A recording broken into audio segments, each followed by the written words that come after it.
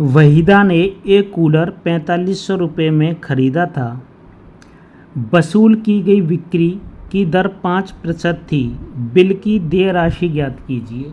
ये हमको करना है, ठीक है। क्वेश्चन बहुत अच्छा है। तो देखो कैसे करना है इसको, कि वहीदा ने एक कूलर ख़रीदा है। वो कितने में ख़रीदा था? 4500 रुपये में, ठीक है, ख़रीदा था। तो वसूली की गई बिक्री की दर है, जो बिक्री की दर है वो 5%, ठीक है। जो प्रॉफिट है उस पर बिक्री की दर है, उस पर कितनी है? 5% थी। तो बिल की देय राशि याद कीजिए। तो देखो क्या करना है, कूलर की कीमत कितनी है? कूलर की कीमत है हमारी कितनी? 4500 रुपये, है ना। तो इसमें क्या है देखो, कि वसूली गई बिक्री की दर, है ना। तो ये आपको समझना है। अगर यहाँ पर यह है कि 100 रुपये की कोई चीज़ है, ठीक है, क्या है कि अगर हमारी 100 रुपये की चीज़ है, हमने ख़रीदी है 100 रुपये का, अगर हम इस पर क्या करें, 100 रुपये की चीज़ है कोई, तो हमें उसे भुगतान करना पड़ेगा। कितने रुपये का करना पड़ेगा? 100 रुपये की चीज़ पर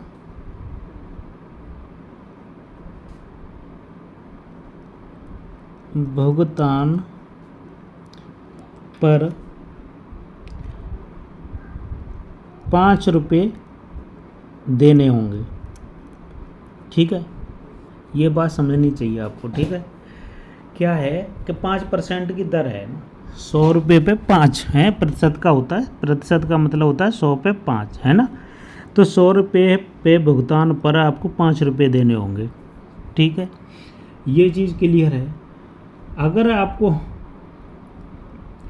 कितने हैं कि हमें पे करने हैं, 100 पे 5 रुपये देने हैं, तो 4500 पे कितने देने पड़ेंगे, है ना।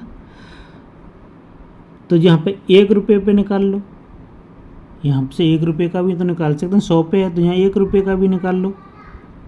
1 रुपये पर भुगतान,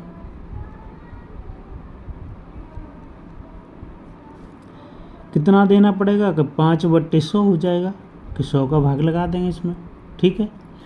अगर यही बात हमसे कह दी जाए कि 4500 पे कितना निकलेगा, कितने पे? 45, 4500 रुपये पे कितना लगेगा?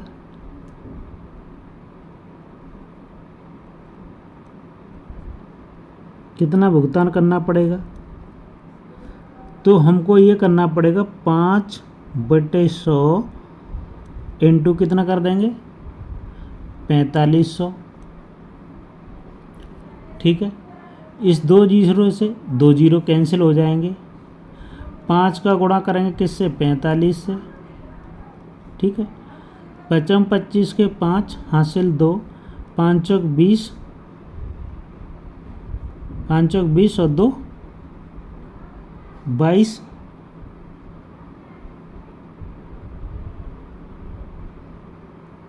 ठीक है। तो कितने करने पड़ेंगे? 225। 4500 पे कितने भुगतान करने पड़ेंगे? 225 रुपये और करने पड़ेंगे। कितने करने पड़ेंगे? 225। तो हमें बिल की क्या पूछी है कि बिल की देय राशि ज्ञात करनी है। तो बिल की देय राशि ज्ञात करने के लिए क्या करेंगे? बिल की देय राशि, ठीक है। तो राशि कितनी हो जाएगी? क्योंकि देखो 4500 तो पहले से ही है, और ये 225 और आ जाएंगे। तो टोटल कितने हो जाएंगे? 25, 5 और 2 7, 4725 हो जाएंगे, ठीक है जी। ये आंसर आ जाएगा आपको।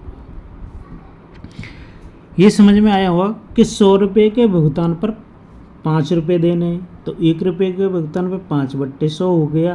4500 रुपये पे कितने देने पड़ेंगे? ये निकाले, 225 रुपये आ गए। तो बिल की देय राशि कितनी हो जाएगी? 4500 तो थे ही वो, और प्लस 225 और, तो ये हो जाएंगे 4725। ये आपकी समझ में आया होगा। चलो एक और क्वेश्चन है इसी ऐप पे।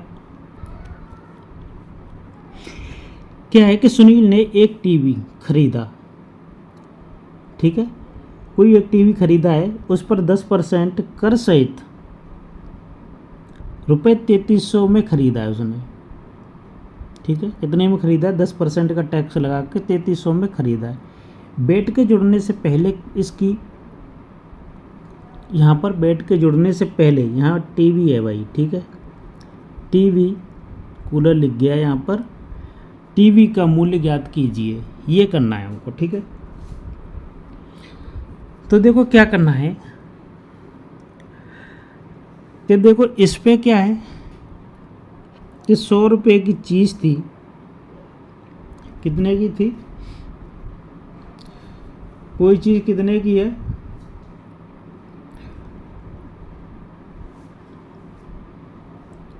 100 की है ना। अगर हमारे पास कोई चीज़ है, हमारे पास देखो कि टैक्स लगाने के बाद कितने की है, अगर 100 रुपये की चीज़ है, या तो देखो ये समझो कि खरीदा, उस पर 10% कर सहित 3300 रुपये में खरीदा है, ठीक है, तो कितने में खरीदा, 3300 में। तो देखो 3300 की बात कर रहे हैं ये कि हमने इस पर टीवी है जो 10% टैक्स लगाने के बाद भी हमने खरीदी है, कितने की, 3300 रुपये में, ठीक है, ये खरीद लिए, कोई बात नहीं। अब हमसे पूछा है कि बेड के जुड़ने से पहले ये हटाना है 10%, तो ये कितने की हमने खरीदी है, ये बता दो बस हमको। तो हमको देखो क्या करना है, अगर ये चीज़ है कितने की, 100 पे हमने कितने दे रहे हैं, 100 पे हम दे रहे हैं, देखो अगर ये कोई चीज़ है 100 रुपये की या 110 की है, जो है 100 रुपये की चीज़ है ना, उसको हम दे रहे हैं कितने में, 110 में, क्योंकि ये 10% है, ठीक है, कितने की, कि 100 रुपये पे हम कितने दे रहे हैं, उसे 10 रुपये एक्स्ट्रा दे रहे हैं, ठीक है। तो हम 1 रुपये पे हम कितने देंगे,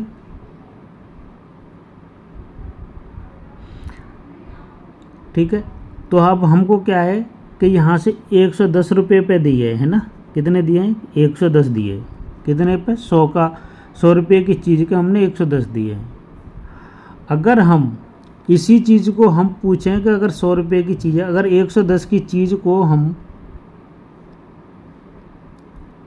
क्या करना चाह रहे हैं हम कि 110 रुपये की चीज़ को हम लिखे हैं ऐसे कि 100 रुपये में हमने, जो 110 रुपये की चीज़ है वो 100 रुपये की चीज़ थी, ये बात आप समझ में आनी चाहिए, ठीक है।